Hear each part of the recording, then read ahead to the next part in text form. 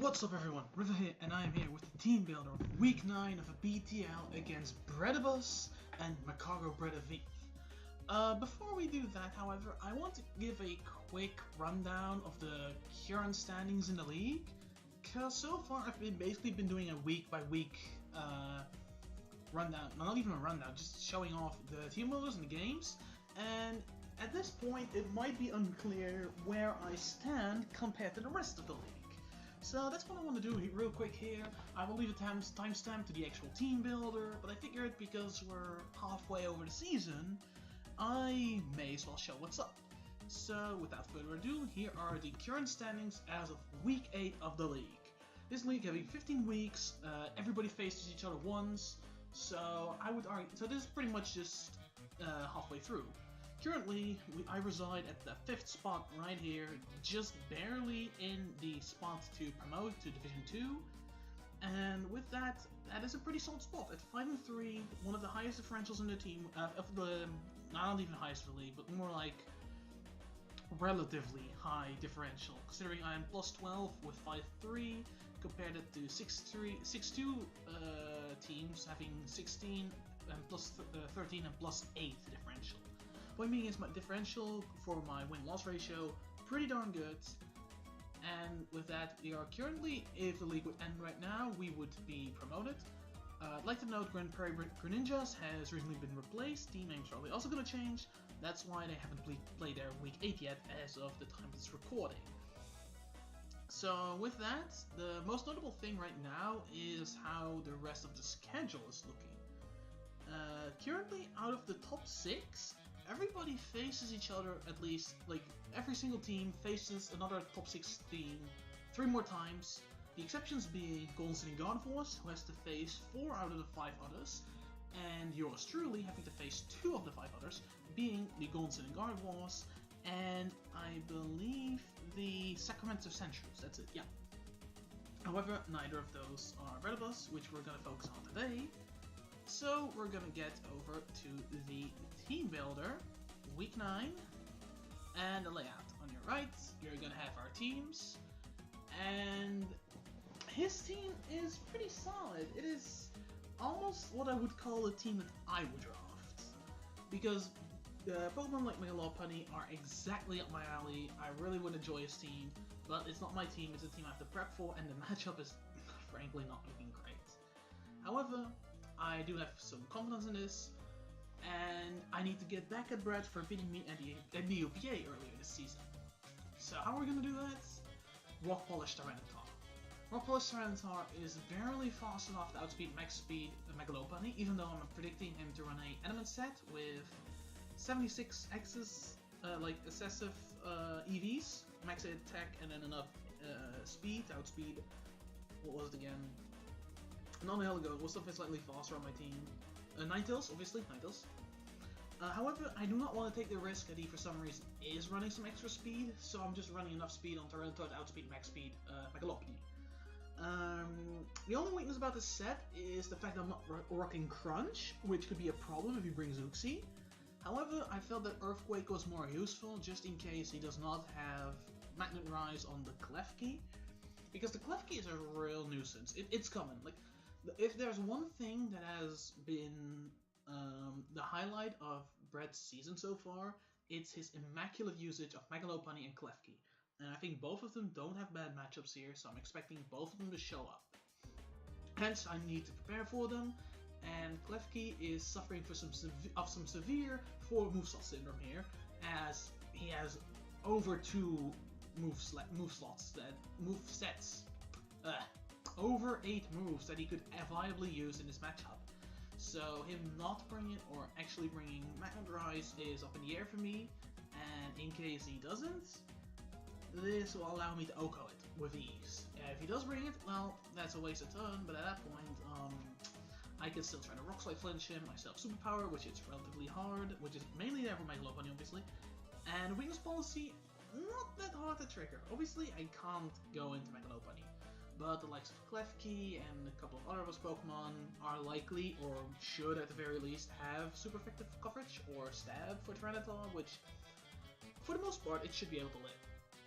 And from there on, I feel that a Weakness Policy set could put in some massive dents in his team.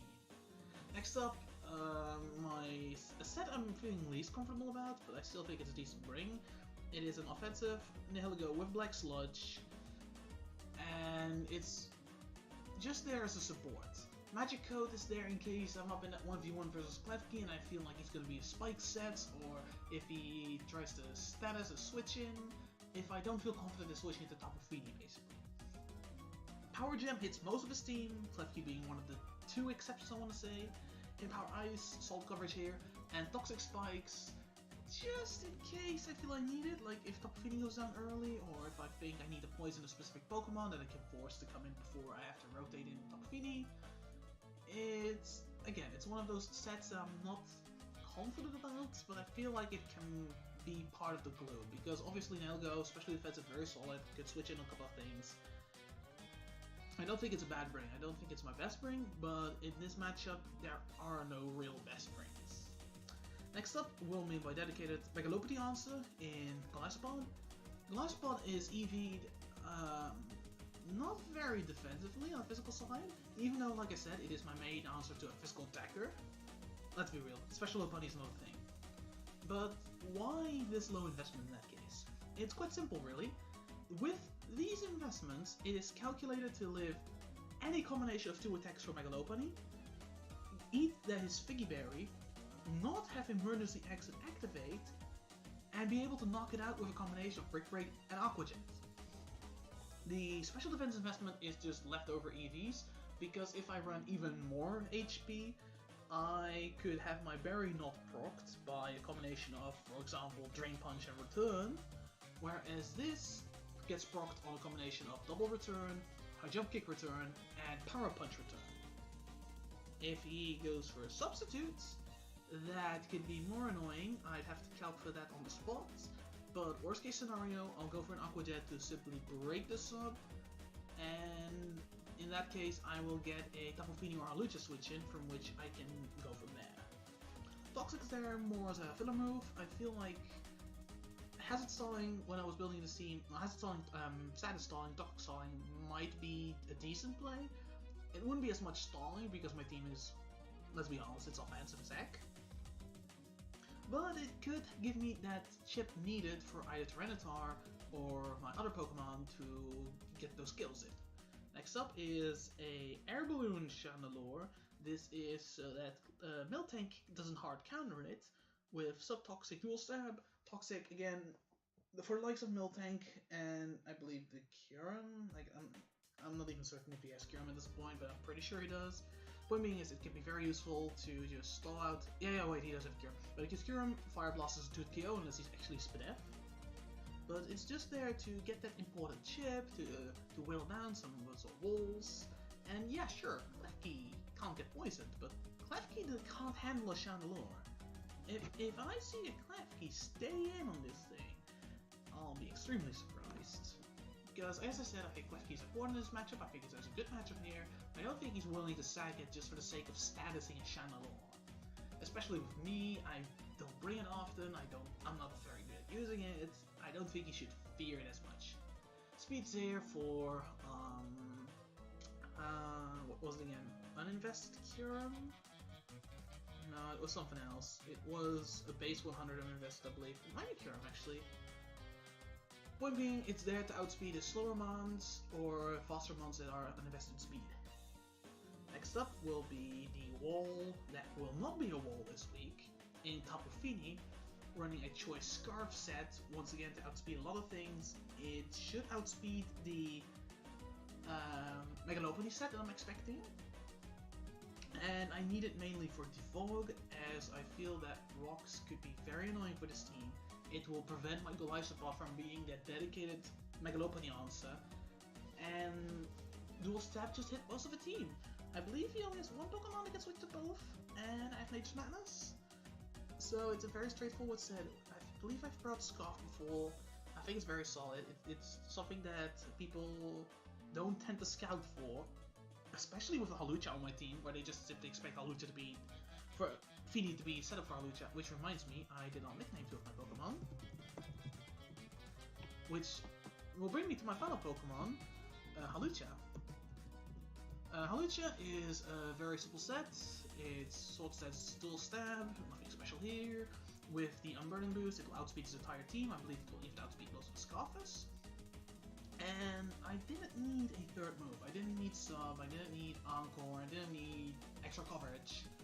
So Baton Toss is here to allow Tyranitar to potentially just OHKO his entire team. It's not a move I'm expecting to click, but if it happens, if I get +2 to Tyranitar, I get a stab some speed, I'm not even gonna need my Witness Policy in order to do some severe damage and potentially sweep it. If I do get it off, he has no answers. His priority is extremely lacking. I believe he has one offensive priority move in his entire team, and his Cliffkey, which Tyranitar is immune to due to dark typing, which gives him immunity Princeton. Yeah. Besides that, there is not really much to talk about. Most of my Pokemon have really simple spreads. They tailor their speed to what they need, and then offensive stat to the max. Okay, Tyranitar is an oddball one, because I needed his HP in order to... No, it was tailored off of attack. This is all the attack I need to hit my benchmarks, and then put some in bulk so I can actually utilize Weakness Policy. With that said, that will be the team for this week. I hope to see you guys tomorrow for the battle, and I hope you guys enjoy it.